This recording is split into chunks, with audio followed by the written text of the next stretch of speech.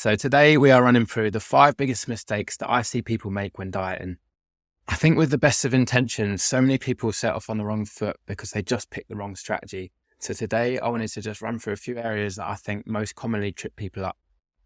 So I'm going to go through a mistake and then maybe a better way that you can handle that situation. So starting off, mistake number 1 is focusing on what should I cut out. Now I completely understand this. Nutrition seems to go hand in hand with restriction. The diet culture is all about good foods, bad foods. What can you cut out? You shouldn't eat this. I completely get it. However, I just don't think it's a good attitude. Firstly, because what happens if I tell you that you can't eat chocolate? What are you probably thinking about right now? Let's just say it's chocolate to help the story run through. But it's true, isn't it? That if you're told not to think about something, you often want it more. It's this like forbidden fruit effect. And it ties into something that we call the binge restrict cycle, which is where you make a food off limits, you avoid it, you restrict it. And then after a little while, you start craving it. Eventually your willpower breaks and then you go on a big binge. And your response to that is restricting it even more. Hence why it's called this binge restrict cycle. And even if you step back from that, we probably can't avoid these foods forever. So you may as well have learned to deal with them. So what's the solution here? Well, I like to get my clients focusing on positive things that they can add to their diet. Can they add more vegetables? Can they increase their protein intake, whole grains? Can they cook more meals from scratch, try new recipes? And these are what we call approach goals, as opposed to the avoidance goals, like cutting something out. And we're much more likely to be able to stick to approach goals because it's just a more positive outlook. And actually, if we can include plenty of these positive choices, we often reduce those less desirable things as a byproduct anyway. So we're achieving the same outcome, but just with a much more positive outlook. Mistake number 2 is exercising to burn calories. I think with smartwatches, calorie trackers, everything's become like this numbers game. I'm going to run you through a bit of maths here, so this could turn a few people off. But to lose a kilogram of fat, that's roughly about a 7,500 calorie deficit you'd have to create.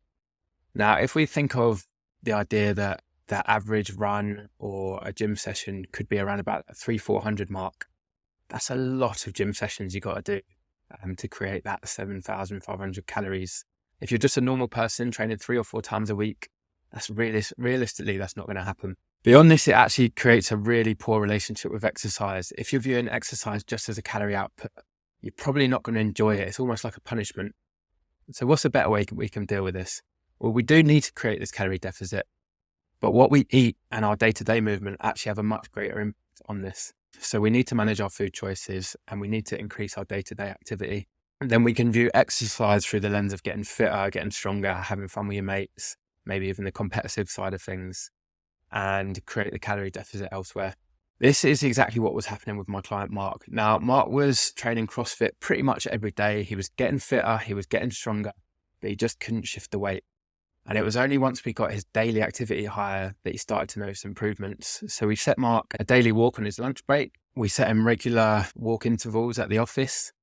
And he managed to lose 12 kilos in just over 10 weeks. And he's almost perfectly maintained that since we stopped working together. Mistake number 3. So this is perfectionism, or just more generally having very high standards. Now, on the face of it, this seems like a good thing, aiming for perfect, having high standards. What could be wrong with that? The trouble is that it gets us into this idea that we can't accept any less than perfect. And you've let yourself down if you don't achieve that. And often if then we're not able to be perfect, we just give up. So it really promotes this all or nothing mindset. Because realistically, things aren't always going to go to plan. You're always going to have that shit day at work, kids kicking off, you forgot your lunch. So we need to be able to adjust and think on our feet and accept not perfect. And just as a bit of an aside, I think even the most elite athletes that you can imagine don't eat a perfect diet. We can get into the argument of whether the perfect diet even exists, but that's probably for another podcast. So what can we do instead? So you need to start lowering your standards. I really like the analogy of viewing your health and fitness habits like a dimmer switch. So obviously with a dimmer switch, you can turn it up and down as opposed to this light switch that's only on or off. Because at different times, we're going to have different amounts of energy to devote to our health and fitness habits. We're almost there now. So mistake number 4 is avoiding social events. I put it to you, does removing yourself from all the things that you enjoy actually enhance your quality of life? Probably not. And for most people, it's not sustainable to avoid social events indefinitely. If you want to thrive in lifestyle, you probably actually need to be able to find ways to include them. You need to find a balance between your fitness goals and your social life.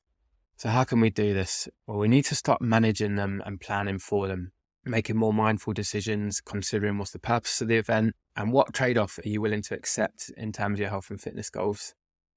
We can start to create a toolkit of different strategies for different social events.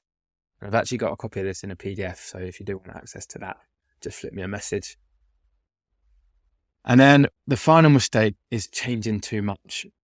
Too many changes at once just requires an awful lot of effort, because the way that you currently do things actually serves a purpose. Your current habits are a way of dealing with the demands of your situation and your environment. And to just overthrow these completely is going to require an awful lot of effort, because every single change that we make does have a cost. That's mental burden, financial stress, even just extra effort. So if we change lots of things, it's going to require lots of effort. And that could well lead to overwhelm, burnout, giving up. So instead of that, maybe it's time to try the slow and steady approach, making small but consistent changes over time. Within my coaching, I help my clients identify the low-hanging fruit. So these are the changes that can make a meaningful impact, but for a relatively low effort. So that might be things like little food swaps we can do, getting walking more, making sure you get protein at breakfast.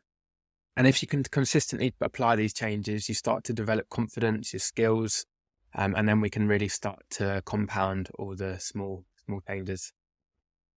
Because ultimately, my approach is to change as little as necessary to achieve your goal. And this is exactly what we did with my client, Chris. Now, Chris had lost weight in the past, but it just never stayed off. He had always gone very aggressive. He had cut out everything he enjoys, and he had overhauled his lifestyle. But then he'd get to a point where he just couldn't stick with it. He'd give up and then go back to square one.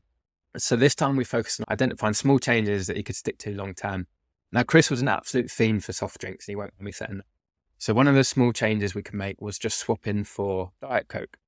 Now, the jury's probably still out on artificial sweeteners. We can't conclusively say the negative impact they might have, but what we do know for sure is that being overweight and excess added sugar are definitely harmful for health. So in this instance, I would argue it's a positive trade-off. So Chris managed to lose almost 8 kilos. He got fitter, but he also remarked at how easy it was. He actually sent me a message when we finished up, and he said he came to me with a goal of being able to be proud of how he looks and how he performs. And he said he's in a brilliant place with that. He's the lightest he's been in years, and he just generally feels a lot better about himself. And with that, we come to the end. So just to recap, the 5 biggest mistakes that I see people make are focusing on what they should cut out. They're exercising to burn calories. They're trying to be perfect. They're avoiding social events, and they're trying to change too much. And these are the exact issues that I'm helping my clients deal with day in, day out. So if you want a bit more guidance and help creating a sustainable diet for you, then just reach out.